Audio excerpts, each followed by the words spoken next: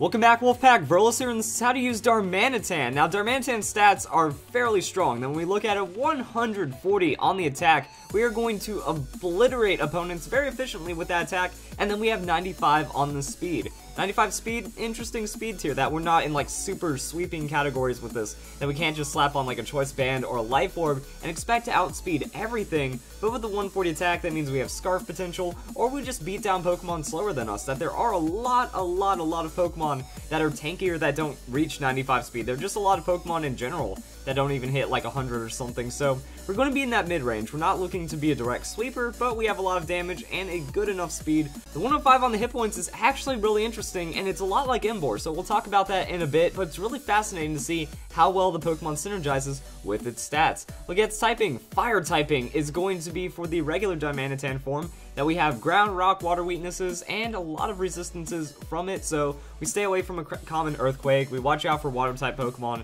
and then we'll be good to go on Darmanitan. However, Darmanitan does have the ability to go into Zen mode, where it becomes a Fire Psychic typing. Fire Psychic, very unusual typing, however it does gain a lot more weaknesses that we get our Ghost and Dark, giving us 5 total weaknesses, and we don't really gain too much else on the resistances that we resist Psychic and fighting because of it. Cool, so that's what we have with the Fire Psychic typing and Zen Mode Darmanitan. Showdown, this is where things get interesting because Darmanitan is going to be a Flare Blitz, high base power recoil Pokemon, and that's why we are looking at these high hit points. Much like Emboar, it has the higher base hit points but the lower defenses. That doesn't necessarily make it a tanky Pokemon, it's just going to be really good for absorbing recoil, that you do a lot of damage to your opponent, but it's less effective health done back to yourself. Emboar has the Reckless ability, same idea. Darmanitan doesn't have Reckless, but it has Sheer Force. Now here's where things get interesting. Attacks with secondary effects have 30% more power, but it nullifies the effects. That's where Flare Blitz comes into play. It doesn't nullify the recoil, but it also has that 10% chance to burn tacked on, so that means we lose that 10% chance to burn, and then we do 30% more damage on top of our stab with that 140 base attack. So that's why we just run Adamant Nature, we throw a Scarf on it, and this is how you play Darmanitan.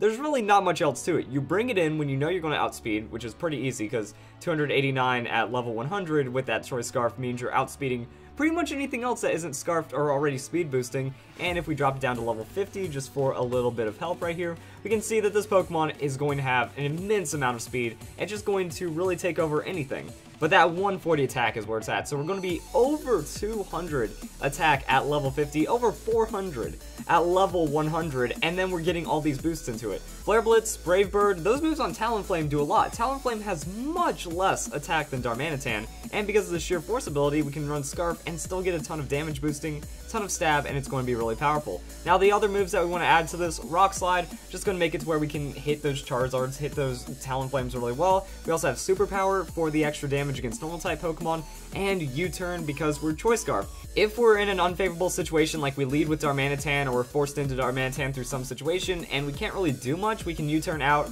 get a bit of free damage instead of directly switching, which is really good whenever you're using a choice item, just having that option to get out and still do a lot of damage. I mean, 70 base power isn't much, but with over that 400 attack at the 100, still going to do pretty well.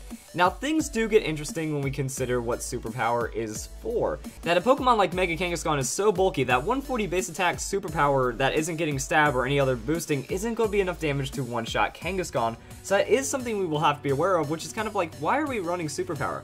Flare Blitz on neutral hits is going to be like 2% less damage overall after you get all the super effective and damage boosting out of the way and stuff.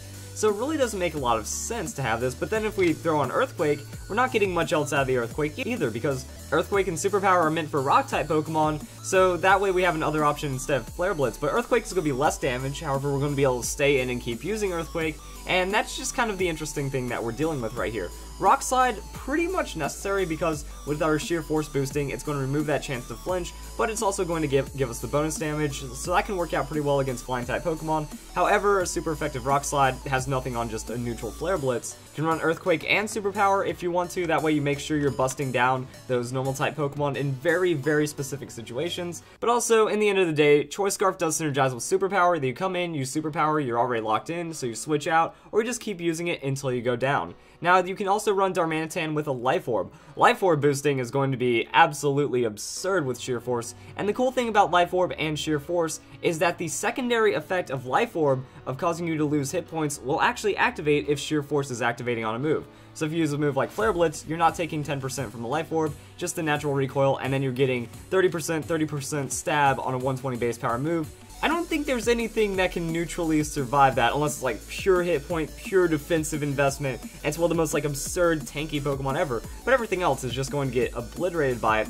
The only trade-off is we will have to run the Jolly nature, so Sticky Web going to be very powerful with this. Just using it to break down tankier Pokemon will be very good, and really just situations like that as long as it has less than 95 base speed, it's going to get destroyed by Darmanitan with Life Orb, and we do keep options to change our moves around. That a lot of people do not expect the Life Orb Darmanitan. So if you use one or two other Pokemon on your team to kind of remove the sweepers, reduce their power, maybe get some Thunder Wave or status across the team, Darmanitan comes in and then it cleans up. And that's going to be really powerful. Also, you won't need the U-turn on the set, so you can take off U-turn and then you can run the other moves, so you can have Rock Slide on top of the Earthquake and Superpower, and then you make sure you're hitting everything with the most power possible. Now, I did mention Darmanitan's Zen Mode earlier, and here's where things get really interesting on Zen Mode Darmanitan. That it actually gains a ton of defenses, it loses attack, and then gains special attack. So if we look at the stats right here, has 30 base special attack in regular Darmanitan, but when you go Zen Mode, goes up to 140. So the attack and special attack swap, we lose speed, we gain defenses, and we become a filthy tank. Now the interesting thing is that's the Zen Mode ability. So if you're running Zen Mode, you're only using it for Zen Mode, which means you should have a special attacking moveset. But that's where things get interesting, because you have to play around the Zen Mode. That if you're a master of Zen Mode, it's actually really easy to do very well with this Pokemon. That I've had Fan Friday features where we saw the Zen Mode Darmanitan, and it absolutely destroyed teams because it's so tanky. So unfortunately, normal Darmanitan, even with like max hit point or some defensive investment, still going to be a bit frail. However, that's kind of the plan. That we're not going to be able to get one shot with full hit point investment unless it's like a very powerful, super effective hit. If you are below half hit points, then you go Zen Mode, which means you're tankier, so suddenly you go from like a 2-hit KO Pokemon to a 3 or 4-hit KO Pokemon, and that's when you're trying to set up as many things as possible. The ideal situation for a Zen Mode Darmanitan is to take a hit, get knocked below half, but not knocked below 1/4. Substitute is going to bring you below 1/4, but you're hoping your opponent is faster than you in that situation. So then Custat Berry activates. When Custat Berry activates, you're going to actually gain the Quick Claw effect. So as long as your opponent isn't using priority, now you're going to be able to outspeed them with a 140 base special attack move with Psychic, Flamethrower, Grass Knot. After that, you're looking for those super effective hits. That super effective Psychic, Flamethrower, Grass Knot is going to be a very high chance of KOing with that super amount of speed on the Custat Berry, and then your substitute stays alive. So you have to use it in really precise situations where you know you're going to get the super effective hit, or you know you're going to get the one-hit KO if it isn't a super effective hit, and then you still have Substitute up. So then they outspeed you, Substitute gets broken, and then you just hit them with a Psychic, Flamethrower, Grass Knot again, and you might be able to convert 2 KOs off of this. Also, in situations where the opponent's going for setup, that's free Substitute, so then you know Substitute, you break it, Substitute, go into Zen Mode, you damage, Substitute, Custat Berry activates, and eventually you're going to get into a situation where you're going to be getting Zen Mode, you're getting a lot of damage, and you're refusing to go down because you are such a tanky Pokemon. So it takes a lot of precision to use Zen Mode Darmanitan, but it actually works very, very well if you can get it working for you.